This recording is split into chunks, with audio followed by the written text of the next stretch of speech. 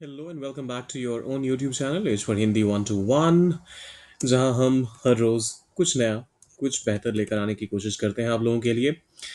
Purpose ये है कि आपकी इंग्लिश हो पाए और भी बेहतर। किसान और कुआं, ये वाली स्टोरी है। बहुत दिनों के बाद मैं एक स्टोरी ट्रांसलेट करने वाला हूं आप लोगों के लिए। बहुत लोगों ने, आप में से बहुत सारे लोगों ने ये कहानी सुनी भी होगी, और अगर नहीं सुनी है तो बेहद इंटरेस्टिंग कहानी है। आइए करते हैं शुरुआत। सबसे पहले किसान और कुआं। द फार्मर, किसान के लिए, और कुआं, एंड द वेल। ये हुआ हमारा स्टोरी का title.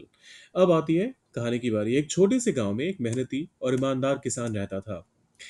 In a small village, एक छोटे से गांव में, इन a small village.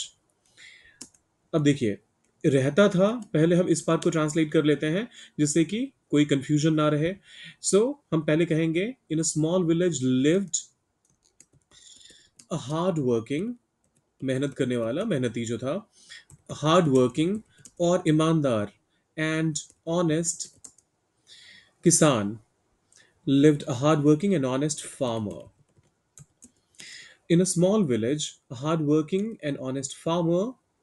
Sorry, in a small village lived a hard-working and honest farmer. फिर आता है उसके खेत के पास पानी का कोई स्रोत नहीं था। उसके खेत के पास पानी का कोई स्रोत नहीं था। तो हम यहाँ पर शुरू करेंगे, कोई स्रोत नहीं था। There was no water source.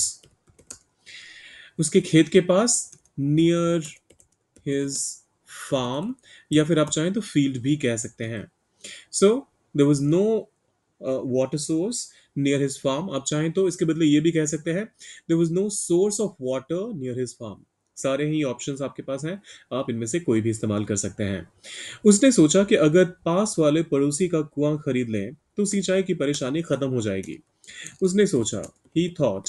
और क्योंकि अब शुरू हो गया है सब कुछ पास्ट में ही, मतलब शुरुआत हुई है सेंटेंस की पास्ट में, तो सब कुछ पास्ट में ही रहेगा। ही थॉट कि अगर, that if, he thought that if वह पास वाले पड़ोसी का कुआं खरीद ले, इफ ही बॉट द, क्या खरीद ले, पास वाले पड़ोसी का कुआं, द नेबर्स, अरे दो बार हो गया, द नेबर्स वेल। अगर वो पास वाले पड़ोसी का कुआं खरीद ले, if he bought the neighbours well, तो सिंचाई की परेशानी खत्म हो जाएगी। कॉमा लगाइए। द इरिगेशन, सिंचाई के लिए आप इरिगेशन का इस्तेमाल करते हैं। The irrigation problem would be solved. He thought that if he bought the neighbor's well, the irrigation problem would be solved. किसान ने पड़ोसी से बात की और कुछ पैसे देकर कुआं खरीद लिया। द फार्मर, बात की के लिए आप कहेंगे स्पोक टू द नेबर या फिर talked to the neighbour. So the farmer spoke to the neighbour and, कुछ पैसे देकर कुआं खरीद लिया, and bought the well by paying, कुछ पैसे देकर, some money. The farmer spoke to the neighbor and bought the well by paying some money. आप चाहें तो by paying him some money भी कह सकते हैं, वो भी ऑप्शन सही है। और बिना इसके भी अगर आप कहेंगे तो भी बिल्कुल करेक्टली और क्लियरली मैसेज कन्वे हो रहा है। अगले दिन जब किसान पानी भरने कुएं पर पहुंचा तो एक अजीब नजारा सामने आया।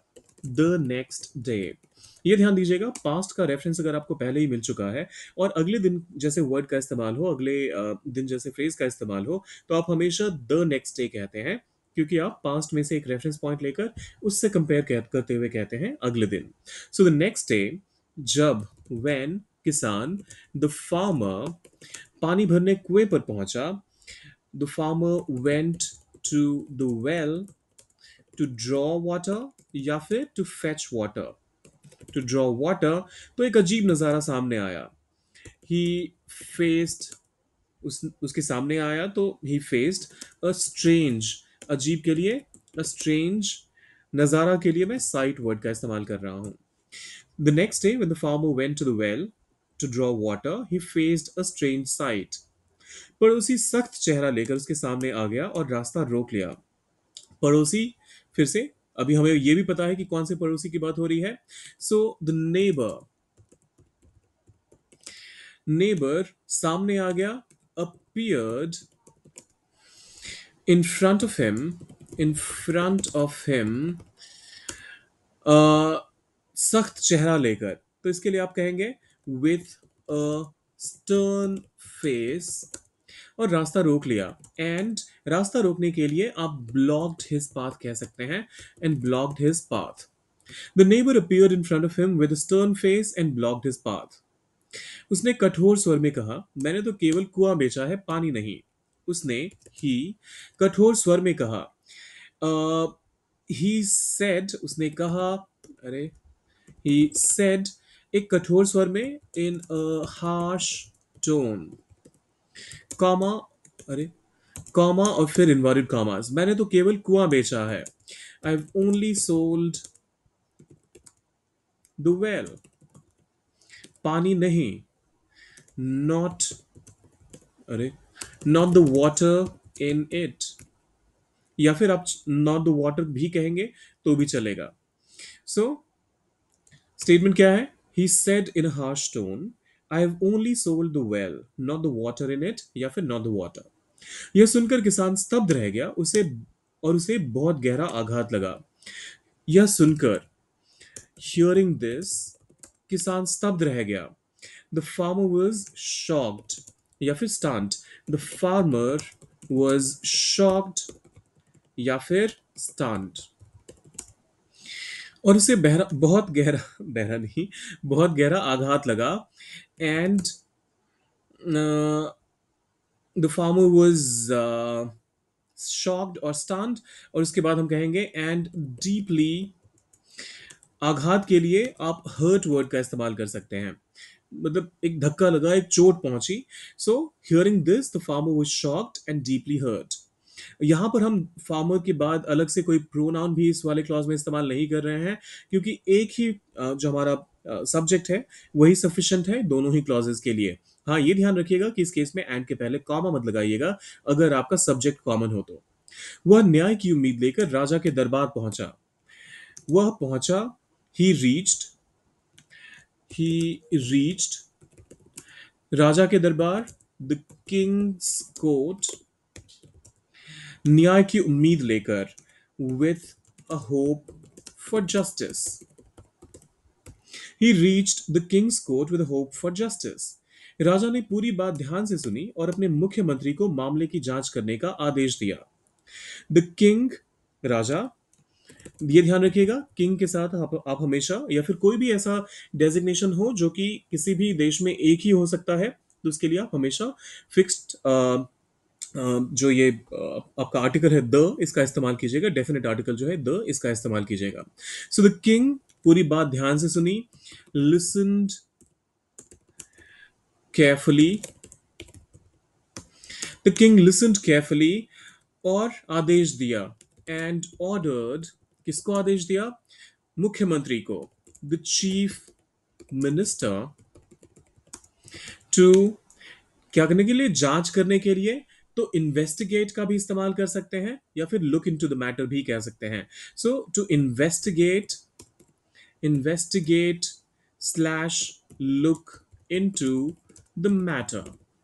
तो या तो आप इन्वेस्टिगेट का इस्तेमाल कर लीजिएगा या फिर लुक इनटू का इस्तेमाल कर लीजिएगा. Final statement, the king listened carefully and ordered the chief minister to investigate or look into the matter. मंत्री ने पड़ोसी को बुलवाया और गंभीरता से उससे प्रश्न किया. द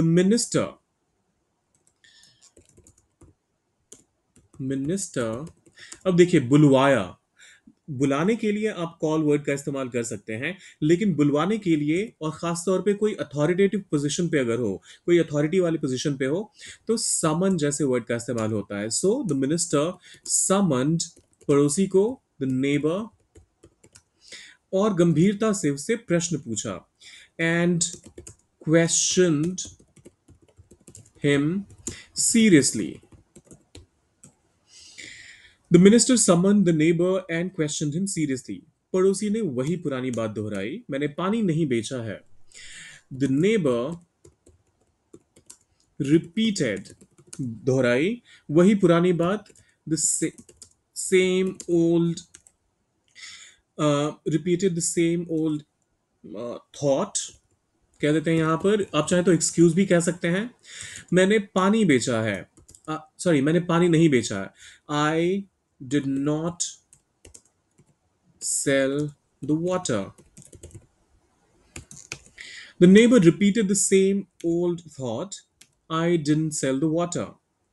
मंत्री ने मुस्कुराते हुए कहा, अगर पानी तुम्हारा है तो किराया दो या अभी पानी निकाल लो. मंत्री ने मुस्कुराते हुए कहा. The minister